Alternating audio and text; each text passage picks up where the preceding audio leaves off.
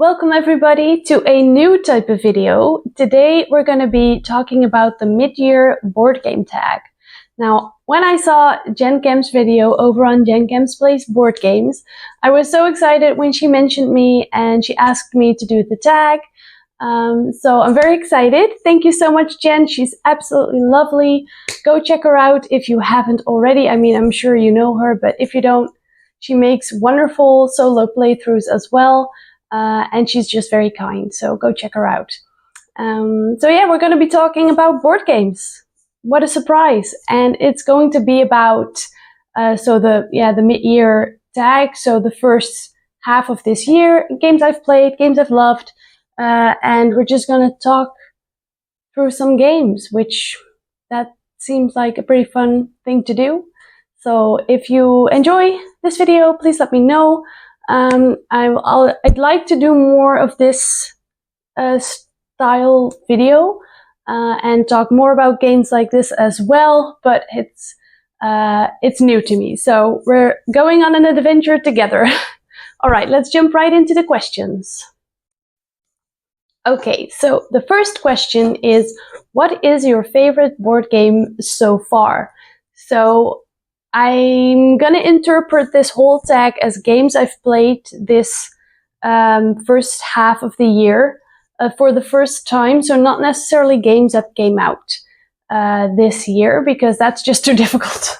That's too difficult. We're not gonna do that. So there's two games. I mean, I'm gonna cheat so much. All right, I can't pick one game. That's impossible. Don't ask me to choose one game. Okay, I've done two, which was already difficult. Okay, so please, cut me some slack. Okay, so I really want to talk about Obsession. It's a game, I'll put pictures on the screen. That's what I want to try to do. Also, a new territory to discover, very exciting, putting up pictures in a video. So Obsession, it's a beautiful game, and it's not a game I discovered this year, because I have been playing it on BGA for, I think, over a year now. It's been quite a while. But I did receive the physical copy this year. So it feels more official to truly say I love a game when you've played it physically. And it is just probably in my top 3 of all time. I mean, that changes over the course of time as well, of course, but it's just, it's so beautiful. And the components are such high quality and it feels so nice. The mechanisms are amazing. It's not even, it feels like a pretty big game. I mean, it is quite a big game, but it's so quick to set up. It's quite wild, actually. When I started playing it solo physically, I was kind of scared that it would take me a while to set up. And when that happens with a game, it really keeps me from playing it solo, because I just want to set up quick. I want to go. That's just what works the best for me, because I have one dining room table that I play my games on, and I can't lay out a game for days or weeks on end if it's like a bigger campaign game like Sleeping Gods. But yeah, so that's a downside. I'd love a board game table at some point in my life so I can put like the covers over it, but that's a future dream. But Obsession, amazing. I love it. It's everything I want in a board game and more. So that's that. Second game I want to talk about is a game that's just so different from anything I've ever played before, and that is I Land Something Shiny. So I put up a video recently, so if you're curious about the gameplay, you can check that out if you would like.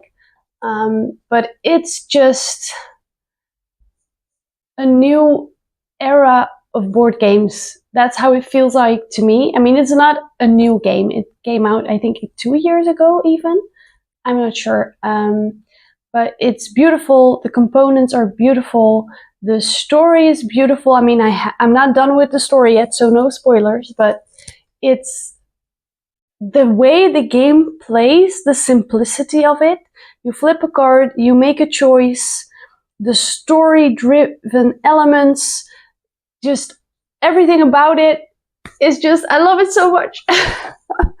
It's amazing. It's just, I love storytelling so much. I love video games. I love movies. I love series. It's books, audiobooks, storytelling, I think, is what is just really in us as humans. I think we all crave stories in one way or another, and adding such rich story to a board game, it's like a dream come true. And I can play it solo. It's amazing. I really, really, really hope similar type games will start coming out, maybe from the same designers.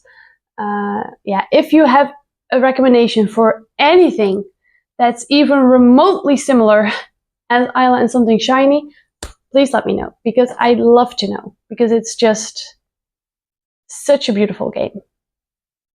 So yeah. So question number 3, which game has surprised you the most?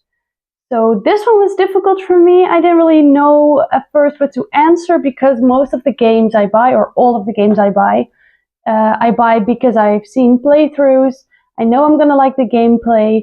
I've seen people recommend it. I'm not that far into the hobby yet that I have backed many Kickstarters. I have backed a few now, but they are all still in production.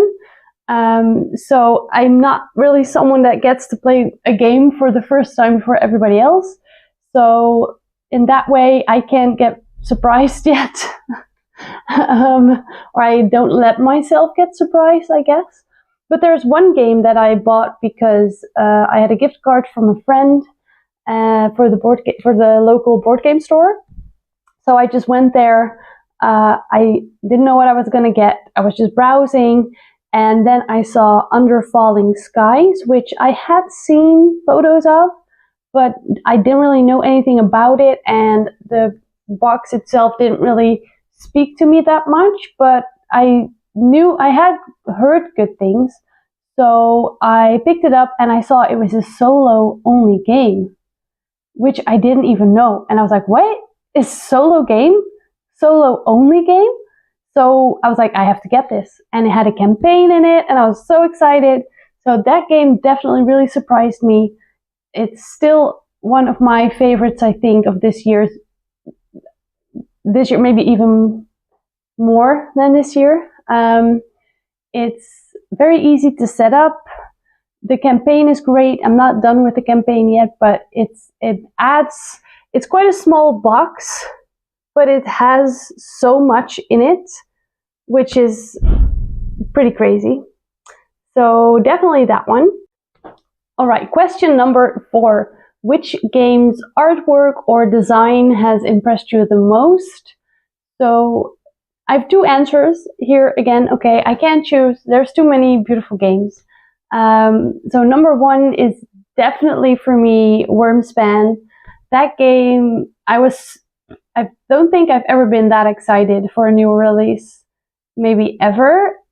And it was everything I wanted it to be and more. I got the wooden components, I got the metal coins. The artwork is absolutely stunning. And I think for me personally, it's a step up from Wingspan. I mean, I love Wingspan.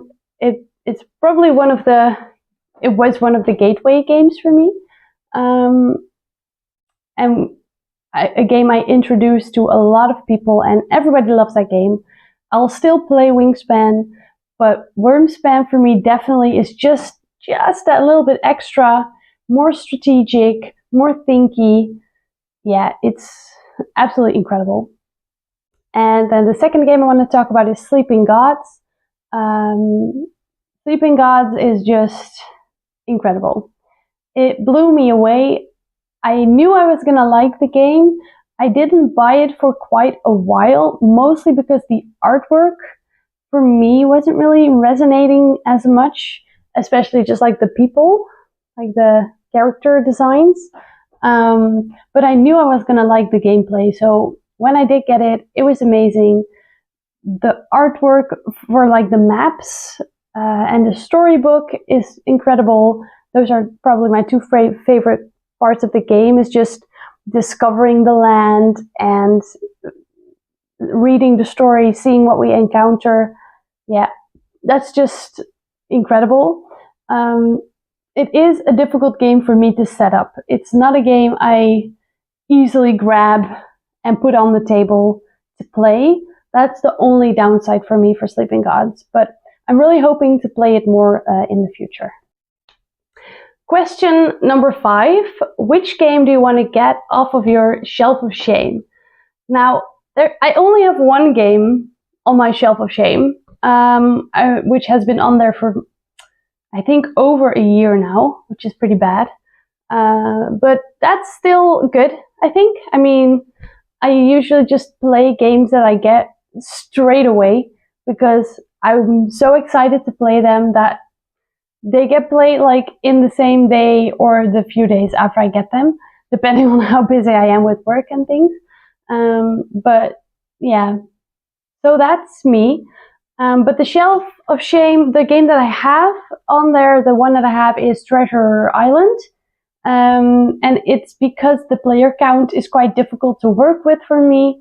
You can play it from 3 to 5 people, but it's best to play with 4 or 5.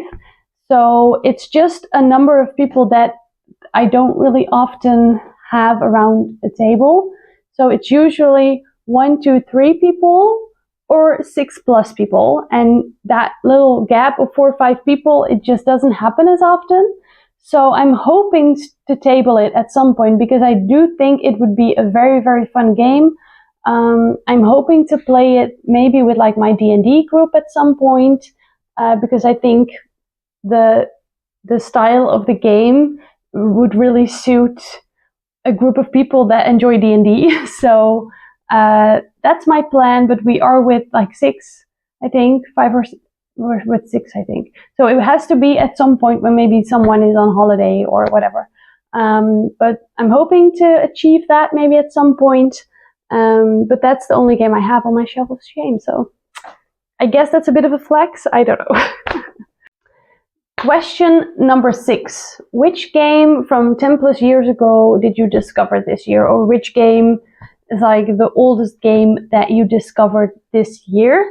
So for me, that would be Cartographers. It's a game that I discovered through lovely friends of mine that had the game, and I did hear about it, but I had never played it before.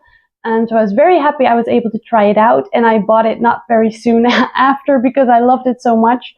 And it has a beautiful solo mode that you can play. The game is from 2019, I think, so 5 years-ish.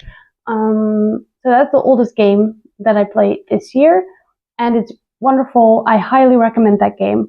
I just got the expansion, which adds like new maps, and it's incredible. If you have Cartographers and you're thinking about getting the expansion, but you haven't yet, I highly recommend. It's absolutely wonderful to play. It adds so many new dynamics to it. Incredible. Such a wonderful game. I love it. Question number 7. Which game releases for the rest of the year are you most anticipated for? So I have a few that I want to talk about. 2 of which I have backed on Kickstarter. So they're coming, I think, towards the end of this year. The first one's Cascadia Rolling. I love Cascadia. It's also one of my most played games.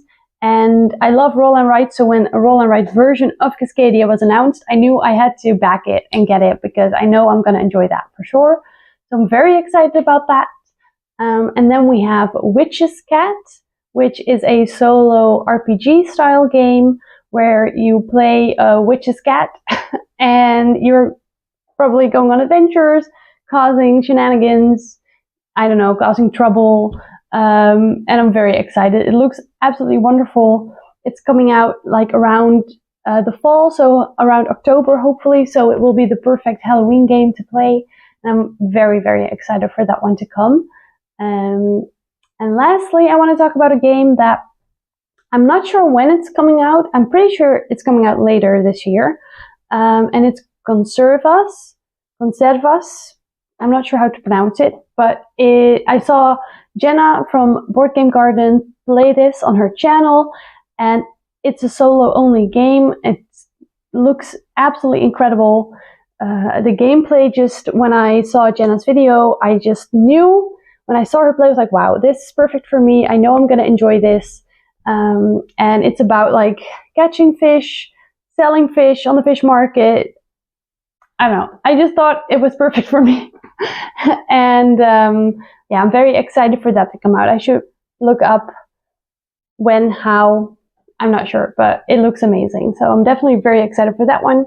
There's many more games I'm excited for, but I'm trying to keep it a bit concise in this video, and maybe I'll make a new video at some point talking about all the games that I'm excited for.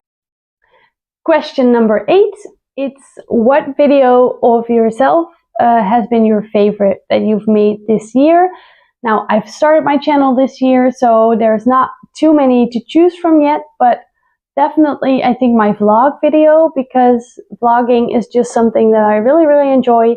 I really want to do it more often, so I'm definitely planning on doing that, but I think it's a bit scary still to vlog, so yeah, we'll see how it goes, but I'm excited to vlog more, and there will definitely be more vlogs on the channel. I'm so sorry for the lack of mic, but I'm having some technical difficulties with the microphone.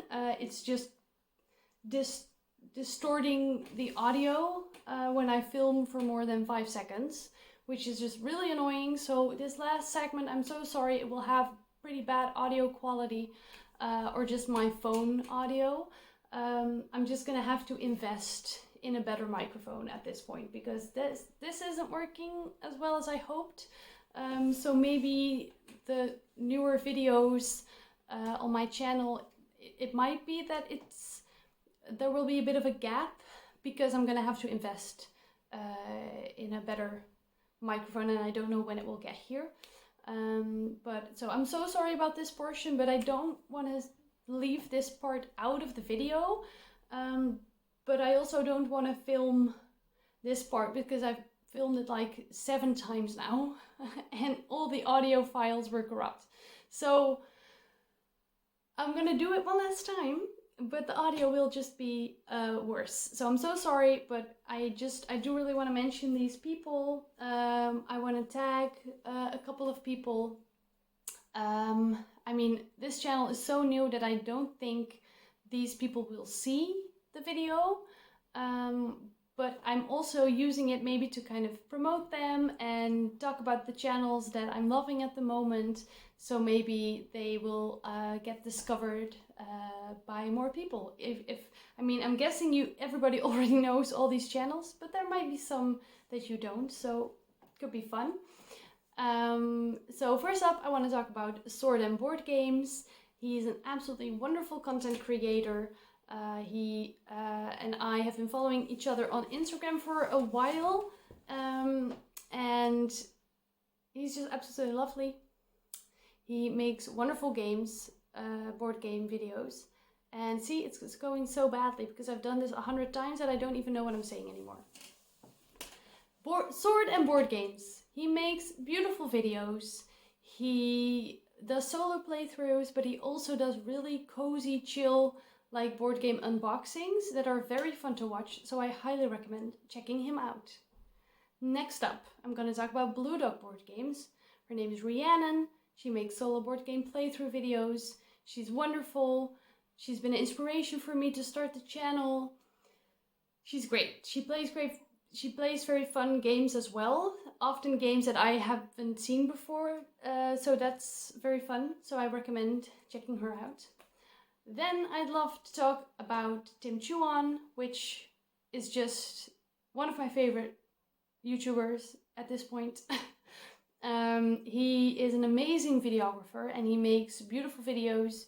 He talks about board games very enthusiastically, which is what I love to watch. And the games he plays are a bit more crunchy, more bigger type games that for me are still a bit scary to dive into, but the videos that Tim makes really make them seem more accessible to me. So I'm really excited to at some point dive into more of that type of game, the bigger, the crunchier. So I'm very excited. And then I'm going to talk about two of my biggest inspirations on YouTube here. Besides from Jen Cam, obviously I love Jen Cam. She's one of my inspirations for sure. And she's so kind, but she tagged me, so I don't have to tag her. She's done the video already, but Jen Cam, I love you, you're incredible. But I'd love to talk about Jenna from the Board Game Garden. She's definitely been a big inspiration for me. She's one of the first channels I discovered that did solo playthroughs. And she does live streams on YouTube. She did them on Twitch before, but now she mostly does them on YouTube. But it's absolutely lovely to see her videos and to watch her play games. And I think her tastes are very similar to mine often, which is always fun, because I know when she enjoys a game that I'm gonna enjoy it, which is always great. And then last but not least, we have Carly from Board Game Buzz. I've talked about her before on the channel, and I think she's so wonderful. She's so bubbly and happy, and she just has a great personality, and she makes great videos that are fun to watch. And if you don't know her, I highly recommend you check her out, because she's absolutely incredible. And yeah, I just think it's so fun that we get to talk about board games with each other. The community on Instagram, the community on YouTube around the board games is just incredible. Everybody is so nice, so sweet, and we just all love to talk about games. And that is just so great. So thank you so much. I hope this was all right. I'm so sorry about this last part and the audio quality. I think most people won't even make it to this part of the video anyways, so it felt less of an issue for me. But yeah, I'm very sorry. I hope it's not too awful to watch, if you're even watching, and I'll definitely make an investment in a better mic. But it maybe means that new content will be delayed a little bit. All right, thank you so much for watching, and I hope to see you soon. Bye!